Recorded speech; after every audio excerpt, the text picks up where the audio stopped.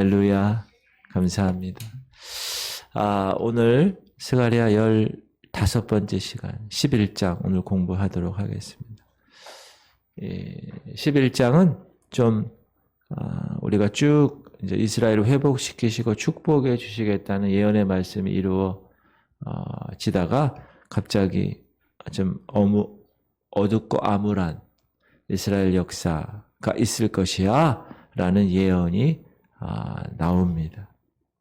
그런데 이스라엘의 쓰러짐이라고 제목을 줬는데 갑자기 왜 이렇게 어둡고 암울한 이스라엘의 역사가 있는가? 그 원인은 메시아 그분을 거절했기 때문에, 그리고 그들이 그 메시아를 십자가에 달아 죽였기 때문에 라는 암시가 나옵니다. 그리고 이 스가랴 선지자가 예언한 이 예언 이후에 500년 후에 역사적으로 로마가 등장할 것이다 라는 암시를 예언하고 있습니다. 우리 한번 스가랴 11장을 한번 하나씩 보도록 하겠습니다. 처음에 예루살렘이 멸망할 것이야. 1절 레바논아 네 문을 열고 불이 네 백향목으로 사르게 하라. 너 잣나무여 곡할지어다. 백향목이 넘어졌고 아름다운 나무들이 쓰러졌음이로다. 바산의 상수리 나무들아 곡할지어다. 무성한 숲이 엎드려졌도다. 목자들의 곡하는 소리가 나무이요 그들의 영화로운 것이 쓰러졌음이로다. 어린 사자의 부르짖는 소리가 나미요 이는 요단의 자랑이 쓰러졌음이로다. 이 3절까지의 이 말씀을 보니까 이스라엘과 그 주변 지역들의 멸망과 고통을 묘사하고 있습니다. 그리고 이스라엘 백성들이 부르짖고 통곡하는 그런 비극적인 일들이 일어날 것이다. 이 예언의 말씀대로 AD 70년에 로마라는 나라가 장군 티투스 장군을 통해서 예루살렘을 돌 위에 돌 하나도 남기지 않고 최종적으로 멸망시킵니다. 성취되지요, 예언이. 그러니까 여러분이 구약의 예언과 신약에서의 성취를 이렇게 비교하면서 성경을 보셔도 아주 좋으실 것입니다. 누가복음에 시작. 어떤 사람이 성전을 가리켜 그 아름다운 돌과 헌물로 꾸민 것을 말하매 예수께서 이르시되 너희 보는 이것들이 날이 이르면 돌 하나도 돌 위에 남지 않고 다 무너뜨려지리라. 그런데 그 침략의 통로가 레바논을 1절에 레바논을 통과해서 아수르의 침공 때 북이스라엘이 멸망할 때도 레바논 그 통로를 통하여서 아수르가 침입해서 북이스라엘이 멸망했고, 그리고 로마가 침공할 때도 이 북부의 레바논을 통과해서 침공하고 있다고 예언했는데, 이 레바논은 제가 빨간 화살표로 왼쪽에 이스라엘 나라가 있고요, 오른쪽에 제가 아몰의 화장품으로 외우라고 그랬죠. 암몬, 모압, 에돔 이렇게 아몰의 위에서부터 아몰의 그 다음에 그 위가 이제 레바논이라는 곳입니다. 그래서 아수르도 그 위에서 로마도 이탈리아니까 이쪽으로 이렇게 해서 그렇게 침략을 하는 그 과정. 그리고 이제 바산이 레바논 아래쪽에 있고 그 바산 지역이 실은 갈릴리 지역입니다. 그러니까 여러분이 바산 그러면 갈릴리, 그 갈릴리 호수 있는 지역 있죠? 위에 12시 방향에 그렇게 머리에 두시면 좋겠습니다. 성경에서 지명이 나오면 항상 지도를 항상 보시고 정확한 위치를 파악하는 건 중요하고요. 그리고 4절, 5절을 보면 이 양떼가 죽을 양떼야. 잡혀서 죽을 양떼. 근데 하나님께서 스가랴 선지자를 통하여서 그 죽은 양떼를 잡혀 죽을 양떼를 먹이라고 하시는. 시작. 여호와 나의 하나님이 이르시되 너는 잡혀 죽을 양떼를 먹이라. 사들인 자들은 그들을 잡아도 죄가 없다 하고 판 자들은 말하기를 내가 부요하게 되었은즉 여호와께 찬송하리라 하고 그들의 목자들은 그들을 불쌍히 여기지 아니하는도다. 이 잡혀 죽을 양떼는 당연히 멸망할 이스라엘을 이야기하죠. 사실 여러분, 이 예언자들, 이 선지자들이 하나님의 말씀을 받고 예언하는 그 대상에게 하나님의 말씀을 대언할 때 그 대상이 멸망하고 어둠에 있고 죽을 것이라는 것을 대언하는 것은 이 선지자 입장에서는 참 슬픈 일입니다. 축복의 말, 하나님이 이 목사를 통하여 강단에서 선포할 때 성도들에게 축복의 말, 이렇게 하면 축복받아요. 그런 말을 하는 것은 목사 입장에서는 쉬운데 당신들 그렇게 하면 안 된다고, 저주받고 망할 것이야, 이렇게 얘기하는 것은 쉽지가 않아요. 스가랴도 마찬가지입니다. 그럼에도 불구하고 하나님이 선포케 하라고 하셨으니 잡혀 죽을 양떼를 위해서 이야기하는 거예요. 그리고 여기에 보면 사들인 자, 이 사들인 자는 이스라엘 백성을 정복한 로마 사람들, 그리고 판자, 이거는 유다의 악한 지도자들, 그러니까 비유로 얘기하는 거죠. 그러니까 이 어떤 나라의 지도자, 리더십들이 팔아버린 거예요. 유다의 악한 지도자들. 누구에게? 로마에게. 그렇게 함으로 그들은 부욕해 되었다. 그래서 여호와께 찬송하겠다고 말할 것이라는 거예요. 근데 그것은 잘못된 것이다. 그것은 악한 것이야. 그것은 불경건한 것이야. 왜냐하면 자기 백성들을 불쌍히 여기지 않았어요. 이 목자들이. 왜 그랬을까요? 그 안에 악한 것이 있기 때문에. 죄가 있기 때문에. 그래서 하나님이 이렇게 말씀하십니다. 먹이지 아니하리라. 자, 6절. 여호와가 말하노라. 내가 다시는 이 땅 주민을 불쌍히 여기지 아니하고 그 사람들 각각 그 이웃의 손과 임금의 손에 넘기리니 그들이 이 땅을 칠지라도 내가 그들의 손에서 건져내지 아니하리라 하시기로. 내가 잡혀 죽을 양떼를 먹이니 참으로 가련한 양들이라. 내가 막대기 둘을 취하여 하나는 은총이라 하며 하나는 연합이라 하고 양떼를 먹일세. 한 달 동안에 내가 그 세 목자를 제거하였으니 이는 내 마음에 그들을 싫어하겠고 그들의 마음에도 나를 미워하였음이라. 내가 이르되 내가 너희를 먹이지 아니하리라. 죽는 자는 죽는 자로, 망하는 자는 망하는 대로, 나머지는 서로 살을 먹는 대로 두리라 하고 내버려 두겠다는. 사실 우리 믿는 자들에게 있어서, 하나님의 택한 백성들에게 있어서의 평안함은 하나님의 긍휼하심이 있어야 됩니다. 하나님의 긍휼하심, 불쌍히 여기시는 그것이 있어야 그 백성은 평강을 누릴 수 있는데, 하나님이 긍휼히 여기지 아니하시면 그들은 오늘처럼 불쌍한 양들이 됩니다. 그런데 하나님은 이제 그 땅의 주민을 불쌍히 여기지 아니하신다는 것. 스가랴 선지자는 이제 잡혀 죽을 양떼를 먹이라는 하나님의 명령에 순종하는데 그 양들의 형편이 참으로 가련하다. 그래서 이 선지자들이 그들을 위해서 막대기 둘을 취했는데 그 하나가 은총이고 그 하나가 연합이다. 이 불쌍한 양떼의 처지에 필요한 것이 뭡니까? 하나님의 은총이죠. 은혜죠. 하나님의 호의, 그것입니다. 비록 이들이 불쌍한 양떼일지라도 그들은 하나로 일치되고 단합되어야 됐기 때문에 그렇습니다.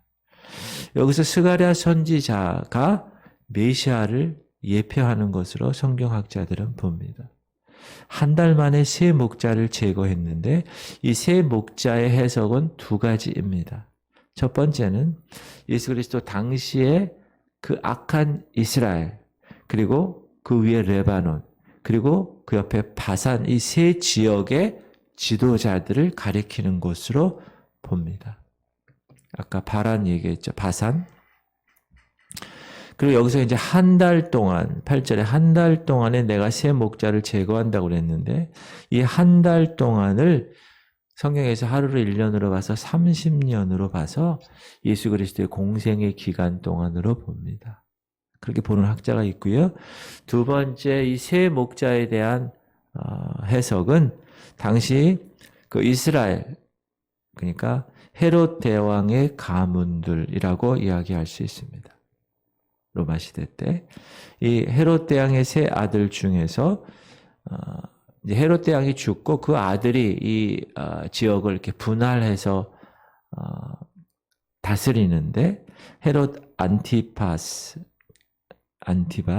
서기 39년에 BC AD, 헤롯 아그리빠 서기 44년에, 헤롯 빌립 2세 서기 34년에 죽습니다. 그래서 이 세 아들이 몇 년 차로 다 죽은데 그것을 가리켜서 새 목자를 제거하신다라고 성경학자들이 또 이야기하고 해석합니다. 저는 이 두 번째 해석이 좀 더 정확한 해석이 아닐까라는 생각을 하는데 아무튼 하나님께서 이 거짓 목자들을 심판하실 것이다. 그리고 이 선지자는 또 목양에 대해서 포기한다. 내가 너희를 먹이지 아니하리라. 이것은 그 이스라엘 백성들, 특별히 그 리더십으로 세우신, 하나님께서 세우신 그 리더십들이 하나님을 섬기지 아니하여 불경건해요. 그리고 외식에 가득 차요. 보기에는 할렐루야 하면서 속은 썩어 들어가는 그런 것들이 다 밝게 드러났어요. 그래서 하나님이 이제 더 이상 유대 백성을 하나님의 양으로 인정하지 않는다는 거예요. 내가 너희를 먹이지 아니하리라. 그리고 종국에는 그 예수 그리스도 메시아를 십자가에 달려 죽게 한 주인공들. 그것이 유대인들의 리더십들이죠. 대제사장과 서기관들 이런 사람들이잖아요. 그렇죠? 그리고 10절부터는 두 막대기를 아까 얘기했던, 그렇죠? 두 막대기, 은총과 연합이라고 하는 그 두 막대기를 다 꺾어버리겠다. 10절, 이에 은총이라 하는 막대기를 취하여 꺾었으니 이는 모든 백성들과 세운 언약을 폐하려 하였음이라. 당일에 곧 폐함에 내 말을 지키던 가련한 양들은 이것이 여호와의 말씀이었던 줄 안지라. 내가 그들에게 이르되 너희가 좋게 여기거든 내 품삯을 내게 주고 그렇지 아니하거든 그만두라. 그들이 곧 은 30개를 달아서 내 품삯을 삼은지라.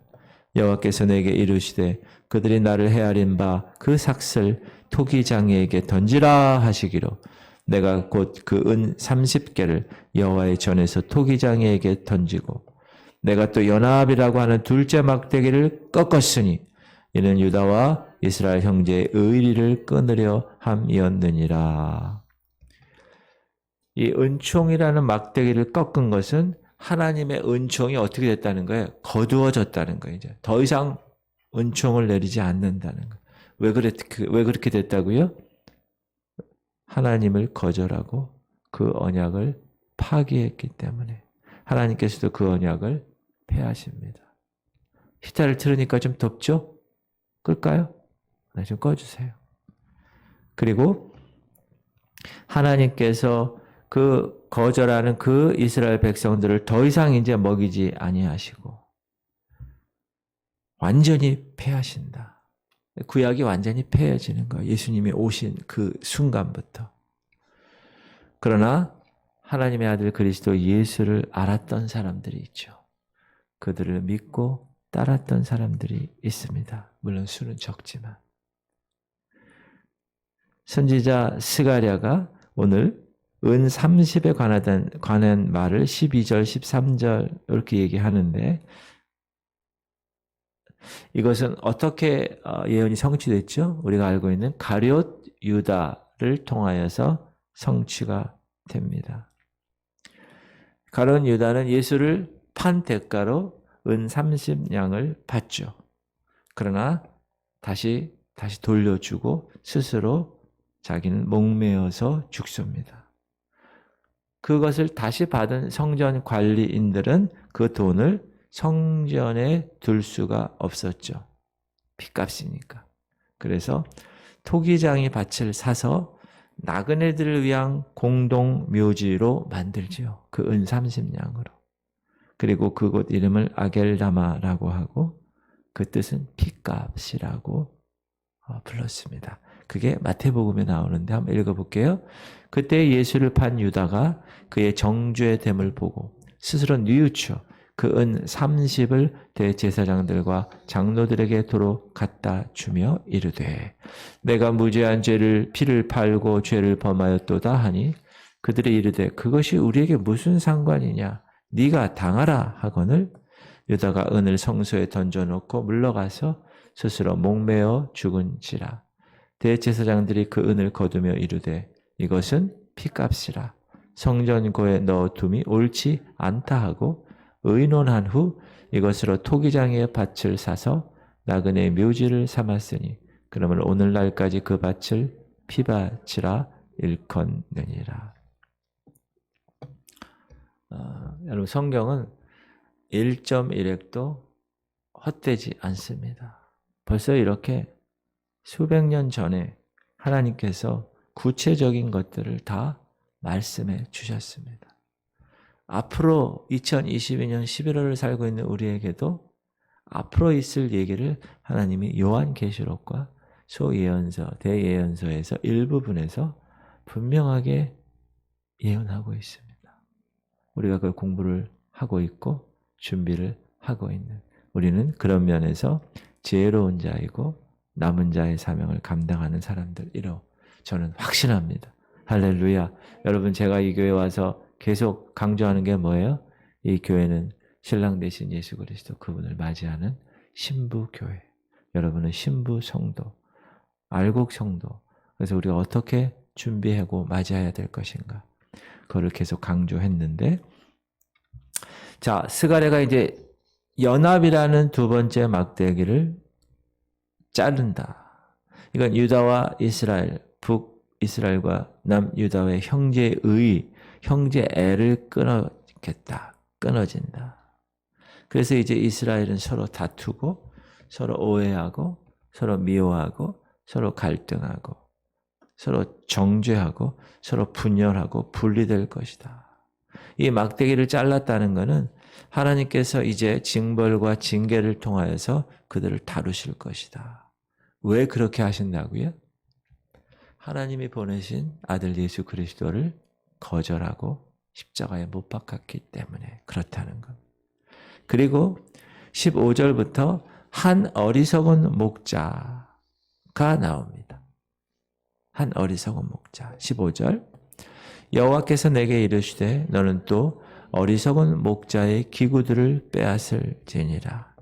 보라 내가 한 목자를 이 땅에 일으키리니 그가 없어진 자를 마음에 두지 아니하며 흩어진 자를 찾지 아니하며 상한 자를 고치지 아니하며 강건한 자를 먹이지 아니하고 오히려 살찐 자의 고기를 먹으며 또 그 굽을 찢으리라.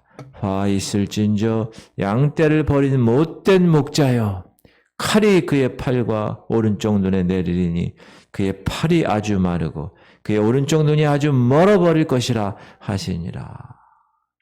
참 목자를 거절한 벌 하나님이 다른 한 어리석은 목자를 그 땅에서 일으키시는데 그 어리석은 목자는 없어진 자들을 마음에 두지 아니하고 흩어진 자를 찾지 아니하고 상한 자를 고치지 아니하고 강건한 자를 먹이지 아니하고 살찐 자의 고기를 먹으며 그 굽을 찢는다. 하나님께서 이 어리석은 목자에게 화를 선언하신 것입니다. 그래서 그 결과 하나님께서는 그의 힘을 약하게, 거기 뭐라고 나와요? 그의 팔이 아주 마르고 그의 시력을 아주 어둡게 오른쪽 눈이 아주 멀어지게 될 것이다. 학자들은 이 한 어리석은 목자를 헤롯 대왕의 가문에 있는 아까 얘기했던 헤롯 아그리파 2세를 의미한다고 봅니다. 그리고 그 사람 때문에, 그 어리석은 한 목자 때문에 AD 50년부터 70년까지 로마 장군 타이투스에게 완전히 멸망할 때까지의 기간 동안에 이 한 어리석은 목자가 그 나라를 다스리게 되는 거죠. 근데 원래 참 목자는 뭐 하는 거예요? 양을 위해서 양을 살피는 거예요. 아이고 어디 아픈 데는 없나? 밥은 잘 먹나? 양들끼리 관계는 잘 갔나? 이런 건데 이 어리석은 목자는 그렇지 않았다는 거예요. 흩어져도 찾지 않고 아픈 양이 있어도 고치지 않고. 자, 그래서 성경에서 이 로마가 등장하는 예언이 오늘 나오는 건데 이 예언은 다니엘서에서도 나오죠. 우리가 알고 있는 금신상, 그렇죠? 거기서 이 배와 넓적다리 일부가 철로 만들어진 그 한 부분이 바로 로마 제국을 가리키는데 그것이 오늘 스가랴 오늘 11장에 언급된 것과 똑같은 맥을 같이 합니다. 그리고 이 하나님의 참 선지자 예수 그리스도, 그분을 거절하고 그분을 배척한 이 유대 민족은 그때부터 거의 2000년 동안 세계 곳곳에 흩어져 살며 온갖 혹독한 시련을 갖습니다. 유대인들. 제2차 세계대전 때는 600만이 가스실에서 죽을 정도로 그런 혹독한 시련을 받습니다. 왜 그렇게 받아요? 참 선지자 예수 그리스도 메시아 그분을 거절하고 그분을 죽였기 때문에. 사랑하는 성도님들, 예수 없는 자로 살아가는 것 다 똑같이 유대 민족처럼 살아가는 겁니다. 세상에 아무리 좋은 거 있고 아무리 아름다운 거 그런 건 다 일시적입니다. 영원하지 않아요. 생명도 없어요. 허무한 것이 그것을 우리가 깨달아야 되는 것입니다. 우리는 오직 예수 그리스도 그분만 사랑하고 하나님이 허락하신 길이요 진리요 생명 되신 이 말씀 그것을 귀히 여겨야 되는 거예요. 거짓 목자들은 말세에 거짓 목자들이 나타난다고 그랬죠.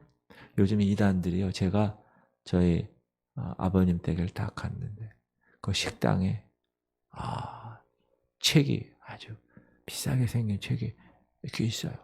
근데 거기에 이렇게 포스트잇으로 필요하신 분은 무료로 가져가세요. 그래서 책이 있네. 딱 봤더니 제목이 지구의 종말 시나리오. 이 사람 참 깨어있는 사람인가 봐. 그래서 이렇게 그 저자를 인터넷으로 검색해 보니까 희단이야, 희단. 여러분, 요즘 유튜브도 잘 보셔야 되고요. 책도 잘 보셔야 돼요. 사람 만날 때도 잘 만나야 돼요.